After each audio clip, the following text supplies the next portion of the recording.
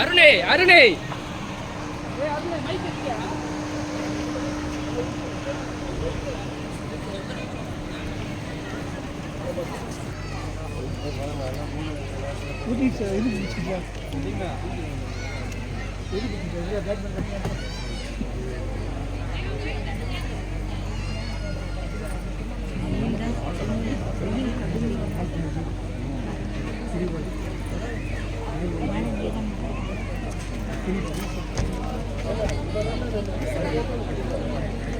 பற்றாக்குறையை போக்கியவர், பள்ளிக்குடிகளை மேல்நிலை பணியாக மாற்றி காட்டியவர், சாலை வசதிகளை செய்து கொடுத்தவர், சமூக முறைகளை கற்றுக் கொடுத்தவர், 100 ஆண்டு காலம் பேசக்கூடிய அளவுக்கு பாண்டியன் மண்ணில் செய்து அமைத்து கேட்கப்படுமா?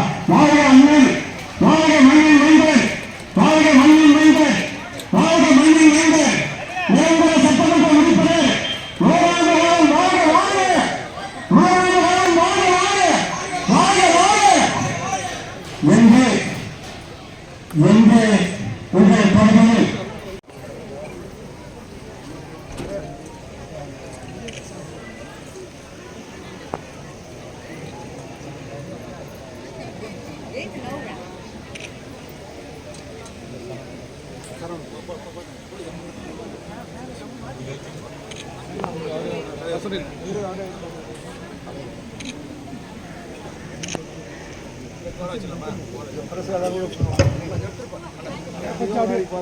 உங்கள் பகுதியில் அமைச்சர் அவர்கள் உள்ளத்திலே உரையாற்றுகிறார். காட்பாடி சட்டமன்ற தொகுதிக்கு உட்பட்ட பிரம்மபுரம் மக்களுடன் உங்களுடன் ஸ்டாலின் முகாமுக்கு வருகை தந்து பயனாளிகளுக்கு அவர்களுடைய திருக்கரங்களால் இன்று ஆணைகள் வழங்க இருக்கிற மாண்புமிகு நீர்வளத்துறை அமைச்சர் அவர்களே, அவர்களோடு இங்கே வருகை தந்திருக்கிற மரியாதைக்குரிய மக்கள் பிரதிநிதிகளே, பொதுமக்களே, உங்கள் அனைவருக்கும் மாவட்ட நிர்வாகத்தின் சார்பில் எங்களுடைய பணிவான வணக்கத்தை சொல்லி, நம்முடைய மாவட்டத்தில் மொத்தம் 211 கேம்புகள் நடத்துவதாக இருந்தது. தற்போது வரை 72 முகாம்கள் இன்றோடு நடைபெற்று இதுவரை 65,000 மனுக்கள் நாங்கள் பெற்றிருக்கிறோம். அந்த மனுக்களின் மீது 45 நாட்களுக்குள் தீர்வு காண விரைந்து நடவடிக்கை எடுத்துக் கொண்டிருக்கிறோம் என்ற நல்ல செய்தி இந்த நேரத்தில் சொல்லி, இந்த முகாமை சிறப்பாக ஏற்பாடு செய்திருக்கிற அத்துணை வருவாய்த்துறை, ஊரக வளர்ச்சித்துறை அத்துணை அதிகாரிகளுக்கும் மாவட்ட நிர்வாகத்தின் சார்பில் எங்களுடைய மனமார்ந்த பாராட்டுதல்களை தெரிவித்துக் கொண்டு அமர்கிறோம். நன்றி.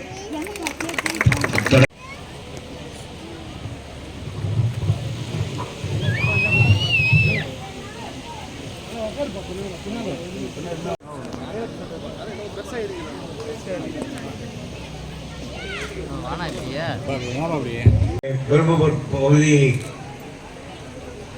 கழகத்தினுடைய பொறுப்பை ஏற்று ஒன்றிய கழக செயலாளராக அயராது உழைத்துக் கொண்டிருக்கக்கூடிய என்னும் நண்பர் சரவணன் அவர்களே, இந்த பஞ்சாயத்தினுடைய தலைவர் அருமை நண்பர் ராதா அவர்களே, வேலூர் மாநகராட்சியினுடைய துணை மேயர் நண்பர் சுனில் அவர்களே, மற்றும்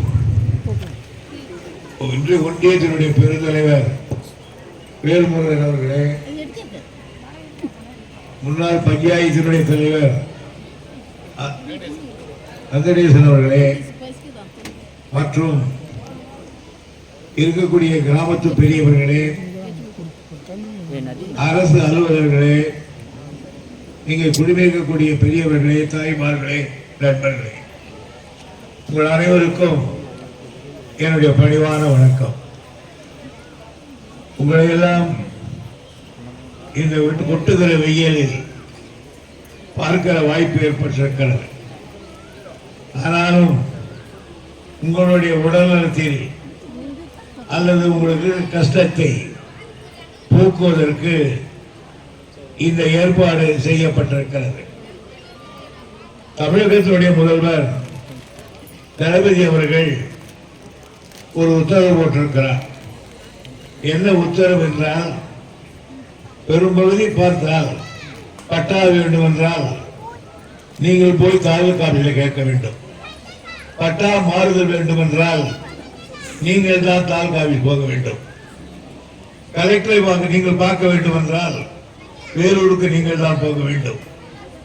ஆக எது வந்தாலும் நீங்கள் வீட்டை விட்டு போய் வேலையை விட்டு நாள் முழுவதும் காத்திருந்து ஒரு பெட்டிஷனை கொடுக்க வேண்டும். அந்த பெட்டிஷனை அவர்கள் வாங்கி வைத்துக் கொள்வார்கள். அது என்ன ஆனது என்று சில நேரங்களிலே தெரியாது. நம்முடைய கலெக்டர்மார் இருக்கிற அம்மையார் அவர்கள் அதன் மீது நடவடிக்கை எடுப்பார்கள். ஆகியனால தளபதி அவர் சொன்னார், மக்களுக்காகத்தான் அதிகாரிகளை தவிர அதிகாரிகளுக்காக மக்கள் அல்ல. ஆகையினால் இவன் வீட்டை விட்டு ஊரை விட்டு போய் ஒவ்வொரு ஆபீஸாக ஏறி இறங்குவதை விட எல்லா ஆபீசர்களையும் அந்த ஊருக்கே கொண்டு வந்து அவர்களை உட்கார வைத்து விட்டு இது எலக்ட்ரிசிட்டி போர்டு, இது ரெவென்யூ, இது பட்டா கொடுக்கிறது என்று எல்லாத்தையும் விளையாடி கொண்டாந்து உட்கார வைக்கிறது.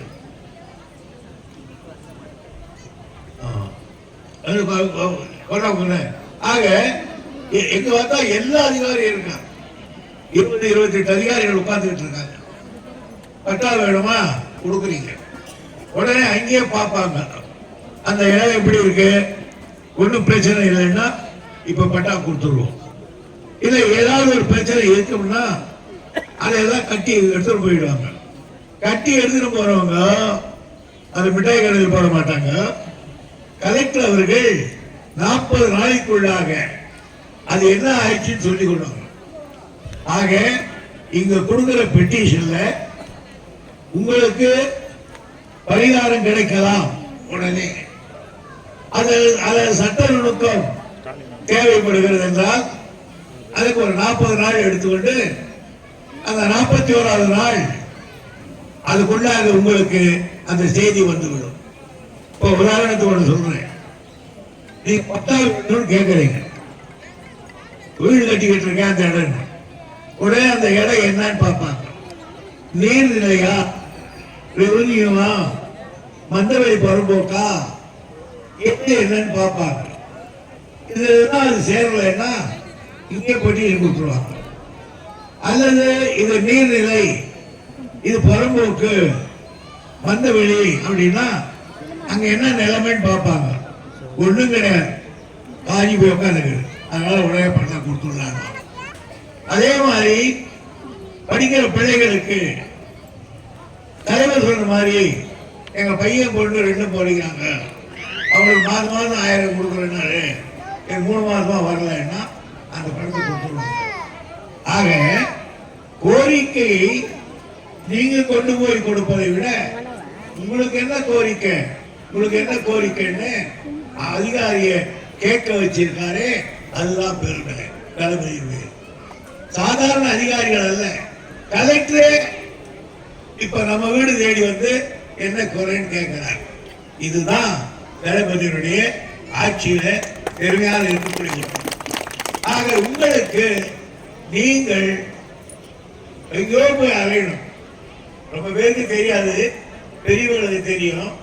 நான் 71 எம்எல்ஏ வந்த உடனே ஒன்று சொன்னேன், நமக்கு பட்டா ஓடணும்னா குடியாத்துக்கு போகணும். இங்கிருந்து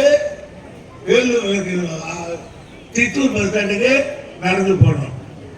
அவனை பக்கத்தில் ஏற மாட்டான் பஸ், அங்கே போயிடும். அங்கே ஒரு பஸ்ஸை பிடிச்சி நேராக குடியாத்துக்கு போகணும். 40-48 கிலோ தூரம். அங்கே போய் நீங்கள் போய் தாசில்தார் இருக்காரான்னு கேட்பீங்க. இப்போ வரமாட்டாரு, மத்தியானம் 3 மணிக்கு தான் வருவார். உடனே அங்கே இருக்கிற போனாங்கன்னா சொல்றேன், தண்ணி குழா தண்ணி குடிச்சுட்டு அங்கேயே படுத்துருந்துட்டு அவங்க வந்த உடனே அவங்ககிட்ட கொண்டு போய் கொடுத்தா பார்க்கலாம் போ அப்படின்னா வந்து உங்களுக்காக சொல்லலாம். நானே அதான் செய்திருக்கேன். நான் படிக்கிறப்ப காட்பாடியில் படிக்கிறப்போ 6ஆம் கிளாஸ்ல இருந்து 8வது வரலையும் 3 ரூபாய் சம்பளம். தாசில்தார்கிட்ட கையெழுத்து வாங்கி கொடுத்தா ரூபாய். இந்த 3 ரூபாயை 1 ரூபாய் ஆக்கிறதுக்கு 4 தடவை காங்குபுரத்துல இருந்து நான் குடியாது போயிருப்பேன். அதே மாதிரிதான் 6ஆம் கிளாஸுக்கு வந்தா 9வது 6 ரூபாய், அது 3 ரூபாய், இப்படியெல்லாம் படிச்சோம். ஆனா நான் வந்த உடனே வெள்ளைக்கார காலத்துல அப்படிதான் போயிருந்தீங்க. காங்கிரஸ்கார 20 காலத்துல அப்படிதான் குடியாது பண்ணீங்க. அதுக்கப்புறம் 71 நான் வந்துட்டேன். 67 அண்ணா வந்தார், அவர் இறந்துட்டார். 71 உடனே முதல் வேலையா குடியாத்தத்தில் இருக்கிற தாலுகா ஆபீஸ குடியாத்தம் ரோடு கொண்டு வைத்தவன் இந்த துறைமுருகன். ஆக நீங்க சைக்கிள்ல போலாம், நடந்து போலாம், வரலாம். அது மாதிரி மக்களுக்கு தேவையை செய்யலாம் நாங்க இதை வச்சிருக்கோம். ஆகையினால திட்டத்தை நீங்க நல்லா பயன்படுத்திக்கணும். இது உங்களுக்கு நல்ல வாய்ப்பு. இந்த வாய்ப்பை நீங்க பயன்படுத்தினா உங்களுக்கு வரும். இப்ப உதாரணத்துக்கு சொல்றேன், இங்க பாருங்க, ஊரக வளர்ச்சி அதுல என்ன கேட்டு 41 பேர் கொடுத்திருக்காங்க. வருவாய் பேரிடர் மேலாண்மை,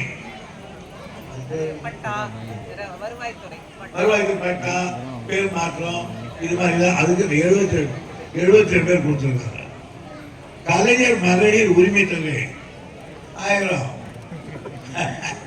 அது மட்டும் 185 கொடுத்தாங்க. தூரம் அவ்வளவு வரலையா? நாங்க பேசியிருக்கோம். நேற்று கூட மீட்டிங் வச்சு பேசுறேன். நாங்கெல்லாம் சொல்லிட்டோம், மந்திரிமார்கள் 5 பேர் இருந்தோம், எல்லாம் சொல்லிட்டோம். நீங்க மிச்சத்தை கொடுத்தாதான் சரியா இருக்கும் சொன்னோம். விரைவில் வராதவர்களுக்கும் அந்த 1000 ரூபாய் வந்து சேரும். இது உறுதி உறுதி உறுதி. மருத்துவர் மக்களோட நல்வாழ்வு, அது வந்து அதான் எரிசக்தி துறை EB4 பாருங்க. எரிசக்தி எலக்ட்ரிசிட்டி போர்டுல 4 பேர் மனு கொடுத்துருக்காங்க. அதுல ஒன்றும் பிரச்சனை இல்லை. 2 பேர் கொடுக்க போறேன். பிரச்சனை இருக்கு, 2 பேரு அப்புறம் கொடுத்துருவாங்க. கூட்டுறவு உணவு நுகர்வோர் பாதுகாப்பு துறை 6 பேர், 6ல 2 ரெடி. மாற்றுத்திறனாளிகள் துறை அது 2. ஆக தகவல் தொழில்நுட்பம் அது 25, மருத்துவ காப்பீடு 2, ஆதார் கார்டு 2, 3, மொத்தம் 342 கேட்டிருக்காங்க. அதுக்கு கொடுத்துருவோம். பிரம்மபுரத்தை பொறுத்தவரையில் நீண்ட நெடுங்காலம் எங்களுடைய கட்சி ஈஸ்வரன் காலத்திலிருந்து மற்ற காலத்து ரொம்ப ஓஹோன்னு இருந்த ஊர் இது. ஆகையினால இந்த ஊருக்கு நான் வந்த உடனே என்னென்ன செய்திருக்கிறது உங்களுக்கு தெரியுது. நீங்கெல்லாம் உட்கார்ந்து இருக்கிற இப்போ இதை ஹைஸ்கூல் ஆக்கி காட்டி காட்டவன் நான் தான் இதை ஹைஸ்கூல் ஆக்கி காட்டினேன். அது மட்டும் இல்லாமல் ஒரு நாள் சட்டசபை தான் உட்காந்துருக்கேன். பிரம்மபுரத்தில் ஏதோ தண்ணி குடிச்சு வாந்தி எடுத்து 2 பேர் செத்து போயிட்டான்னு சொன்னாங்க. உடனே பறந்து வந்தேன். பறந்து வந்து அதை போய் பார்த்து ஆற்றுல பார்த்து இங்கே பார்த்து உடனே தண்ணி எடுத்து வெளியே எடுத்து கொடுத்து நானே இது மேலே ஏறிட்டேன். எல்லாரும் என்ன சார் பண்ணிட்டாங்க, டேங்க் மேலே ஏறிட்டேன். எல்லாரும் அதுக்கு என்ன பார்த்தாங்க, ஐயோ பாவம் இது பண்ணான். ஆனால் அவரை ஏறி தண்ணி எல்லாம் பண்ணி அன்னைக்கு குடி தண்ணீர் கொடுத்தேன். உங்க ஊர்ல முன்னெல்லாம் எல்லாம் போய் நேரம் ஒற்றுமையா இருந்தீங்க, சின்ன சின்ன சண்டை, அதனால ஒரு போலீஸ் ஸ்டேஷன் கொண்டாங்க. ஒரு போலீஸ் ஸ்டேஷன் கொண்டாந்துட்டேன். அப்புறம் வேறப்பா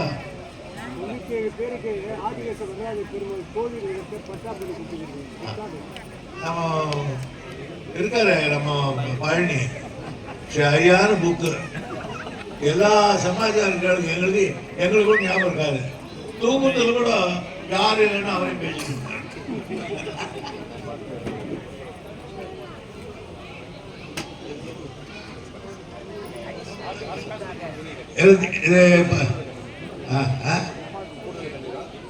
அதாவது இங்க வந்து கூடுதல் கட்டிடம் தேவைன்னா 1,40,00,000 ரூபாய் வாங்கி கொடுத்தேன்.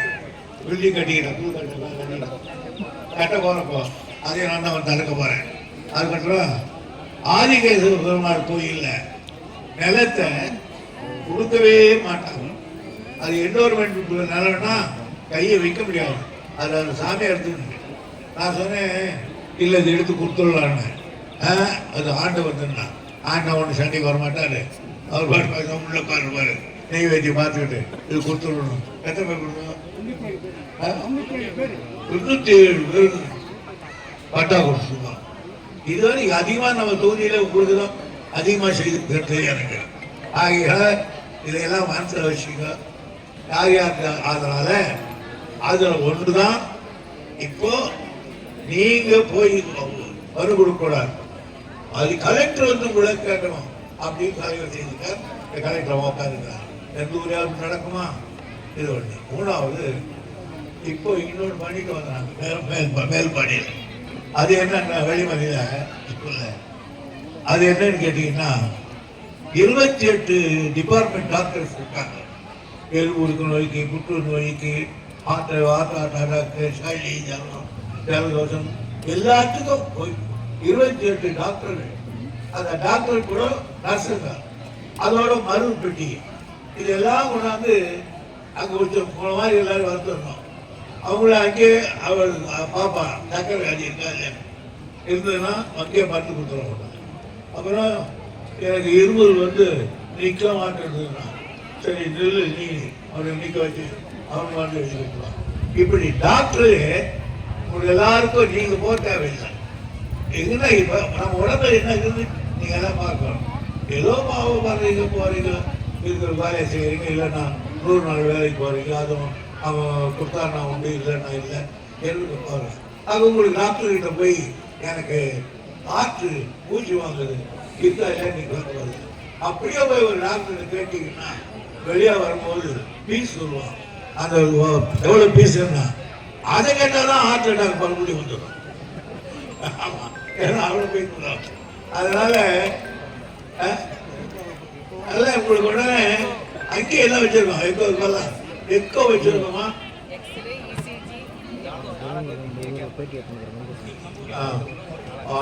பெருமை புரிசுக்கு எல்லாம் எவ்வளவு. அதே திட்டம் நம்ம ஊர்ல 4ஆம் தேதி வருது. தயார் பண்ணீங்க. யார் யாருக்கு மூசலி, ஜலதோஷம், இலவசம் பார்த்து வியாதியில் அதாவது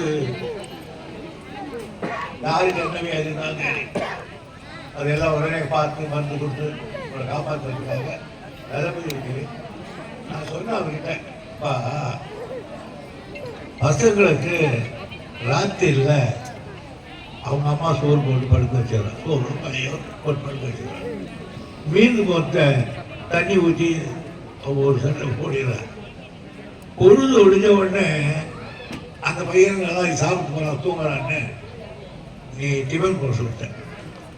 இப்போ அவங்க அம்மா ஏண்டி அந்த சோறு பிசைஞ்சு கொஞ்சம் மோர் ஊற்றி கொடுத்து சாப்பிட்டு வேணாம். இன்னும் எங்கள் ஆட்டில் பொங்கல் போடுறது, பொங்கல் போட்டேன். மத்தியானம் முட்டை கிட்ட எல்லாம் போட்டு எல்லாரும் போட்டு சொல்லி போட்டோம். காலையில் டிஃபன் போட்டோம், மாமூலு. மத்தியானம் நல்லா சோறு போட்டோம். ராத்திரி அவங்க பெத்த கடனுக்கு அதாவது போட்டோமே. நான் சொன்னேன் அதுக்கு போட்டுடலாம், அட்டெல்லாம் போடலாம். எப்படி பசங்க வரும்போது புத்தகம் போட்டாங்க. டிஃபன் காரியம் தூக்கினா அது சப்பாத்தி டிஃபன் பூவாக்கு கொடுத்துடலாம் ராத்திரி. அந்த காலம் ஒன்று வரும்னு நினைக்கிறேன். அதனால நீங்கள் இது மட்டும் இன்னைக்கு வந்தது வந்துடலாங்க. 4ஆம் தேதி என்ன குழந்தைங்களை கூட்டிடுவாங்க, பெரியவங்களை கூட்டிடுவாங்க, எல்லா வியாதியும் பார்ப்பாங்க. அதாவது ஒரு ஹார்ட் அட்டாக் அப்படி இருக்கிறான், அதுக்கு இசிஜி பார்ப்பாங்க, அதை அடுத்து எக்கோ பார்ப்பாங்க. இது பெரிய பெரிய ஆஸ்பத்திரியில் தான் அந்த கருவி இருக்கும். அந்த கருவியை இன்னைக்கு இருக்கும்போது இன்னைக்கு வள்ளிமலையில் இருக்கு. ஆகையினால எல்லா வியாதி இருந்தாலும் செம்மேகம் குறிஞ்சி குறிஞ்சி வெள்ளை சொல்லுவோம் என்ன போதும் எல்லாரும் கொடுத்துருவோம். எனவே உங்களையெல்லாம் நான் ரொம்ப சந்தித்ததில் மகிழ்ச்சி. ஒன்று வச்சுங்க, நான் எங்கே இருந்தாலும் உங்கள் ஞாபகம் தான் இருக்கும். அதனால தான் எனக்கு சொல்லி இறங்கினேன். குழந்தைய பெற்றவோ மருத்துவ தொட்டில் கட்டி குழந்தைய போட்டு போயிடுவான் ராத்திரத்துக்கோ அறுப்பது. அவளை நாங்கள் அறுத்துக்கிட்டு இருக்கும்போது மணி நல்லா பிடிச்சிருக்குது, மணி எல்லாம் சரி அப்படி அதை காணிக்க மாட்டான். அவருக்கு அது எல்லாத்து முடிச்சுட்டு கொடுக்கமோ பால் பார்த்தாங்க. அதை போல்தான் நான் எங்க இருந்தாலும் என் தொகுதியில யார் யாருக்கு எவ்வளவு செய்ய வேண்டும் என்பதை செய்யக்கூடியவர் தான் ஒரு தாய் மனப்பான்மையோடு என்பதை எடுத்து கூறி உலகெல்லாம் சந்தித்தவரை மகிழ்ச்சி. ஒவ்வொருவரும் ஒரு பெயரை பெருகிறது கேட்டு வாய்ப்புக்கு நன்றி நடைபெறும். நன்றி வணக்கம். தற்பொழுது இன்றைய முகாமில்